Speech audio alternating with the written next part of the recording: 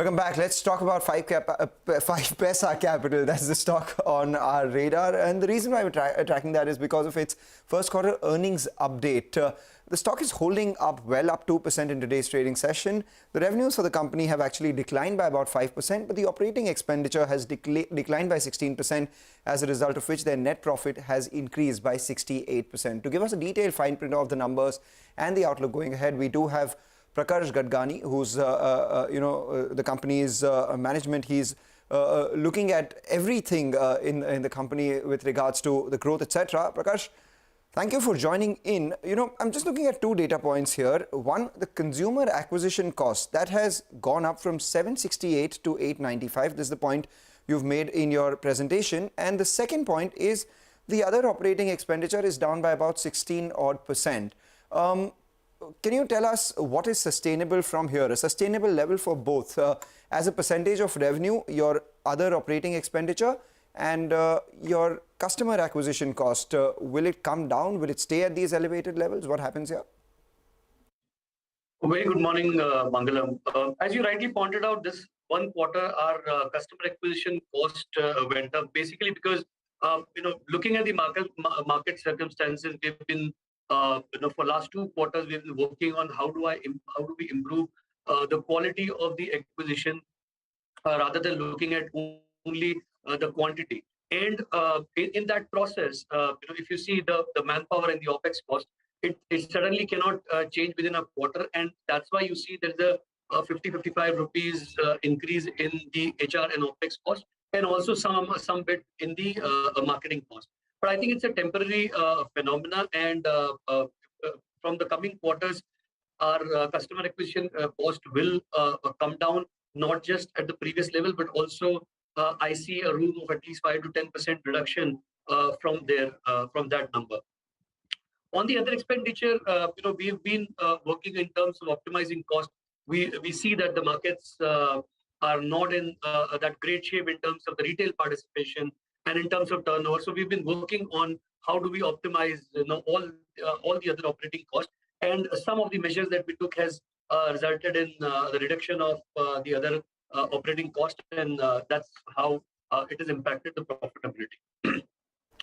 Going ahead, definitely, I feel that the kind of fixed cost that we had incurred last year in terms of investing into technology, investing in marketing, branding to grow our brand is more or less stable, and we've invested in people and infrastructure, whatever we wanted to. So I think from now onwards, the cost in terms of the fixed cost will remain stable, and obviously on the revenue front, we'll see some growth coming ahead. All right. Hi, Prakash. Good morning, and thanks for joining us. This is Pavitra. On the operating expenses, you were saying you've undertaken a host of measures in order to try and bring that down. Can you run us through them? What are the kind of steps that you've taken in order to bring down your expenses by this 16% that we're seeing this time? Yeah. So if I break up broadly the operating cost, it is predominantly the tech cost that we have. And then there's some costs which are associated with the client acquisition, which relates to the payment that we do to the depositories or to agencies for which will help us opening the demat account. So there is some cost which has been improved there. There are some infrastructure level upgrades that we've done in the technology, which has helped us to save the cost. But broadly, the number that you see is from around 27 crore to around 24 crores, around 3 crore cost saving in a quarter. Broadly, it is almost 60-65% is improvisation and optimization on the technology related cost, and the balance would be on all the other costs put together. You've been talking about how retail sentiment has been weak. You've been talking about how customer acquisition cost has increased because maybe the market sentiment has been such. We've seen this across, equity markets and maybe globally as well, where a lot of the discount brokers are seeing a lot of customers not being as active anymore because of the market sentiment itself, and a lot of them have moved away into their full-time jobs as against the part-time market adventurism that they were undertaking during the pandemic itself. So the question then is that do you see a slowdown in customer acquisition? You've onboarded what? 2 lakh new clients. Does this 2 lakh run rate come down at some point in time? See, retail participation in markets, have been stagnating and reducing rather in last 2 quarters. If you see, now what has happened is a different behavior. What we're seeing internationally, but here what has happened because of the regulatory changes and the complete implementation of upfront margin, the entire trading volumes switched from cash segment to derivative segment. So if you see the cash segment volumes, it has been coming down for last almost 12 to 18 months. We were somewhere, retail turnover used to be somewhere in the range of 45,000 crores on NSE cash, which is now in the running months is down to almost 19,000 crores. So what has happened is that the entire cash market turnover is broadly, delivery driven. And as far as retail is concerned, they are normally attracted towards the mid caps and small caps. So it's a multiple factor where, the mid cap, small caps is down by, the indices are down by 15-16%. But if you see at a stock level, that is down by more, around some stocks are down by 20-30% level. And that's where you see the retail participation shying away from buying, delivery and trading, in that segment.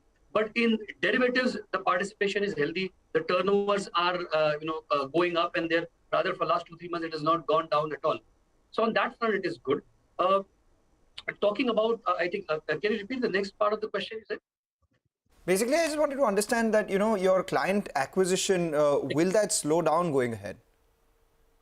No, I don't see, slowing down, because if you see for last 2 quarters, with whatever measures we took to improve the quality, there was a reduction in the number of acquisition. Last quarter, we acquired around some 3.4 lakh customers. This one around 2.28 lakh. But I think now it will stabilize and, improve a bit in next coming quarters.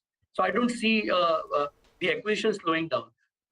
The second part is that, you still have a lot of customers who are coming to the capital market for the first time. There are people who are joining the workforce and growing within, in terms of their age and the income bracket. So there will definitely be a demand for capital market. There will be a demand for opening a demat account and trading for stocks. So that is not going away. But yes, the kind of euphoria that we have seen in the entire 2020 and 21 may not hold true for at least in the near foreseeable future. Yeah. All right, Prakash, we take your point on that one for sure. I mean, that was quite an unprecedented kind of move that we'd seen in 2020 as far as participation is concerned. But just very quickly, if I can squeeze in one last question, can you tell us what is the current market share and where do you see it trending from here? So we've been able to retain our market share in the cash segment around 3% for last 3 quarters. On the derivative side, we have seen a bit of improvement from 3%. We have now moved to around 3.14%. So that's the market share has been stable, and our efforts are to improve the market share in the coming quarters. What's your revenue split between fee-based income and interest income? Where does that stabilize going ahead?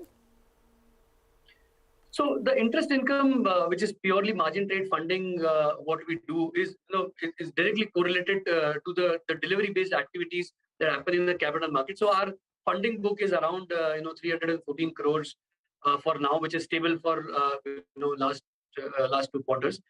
So that is, as I said, directly proportional to the retail activity. So as and when the retail activity picks up, obviously you will see an improvement in the book size there as well, and also translating into the fee income. All right, Prakash, we will leave it at that today. Thank you very much for joining us and taking us through your Q1 performance as well as what you see going forward. But that is time for a short break on the show. Up next, we're tracking a lot of stock-specific action. Everything from Apollo Hospitals and Spandana Spurti are in focus.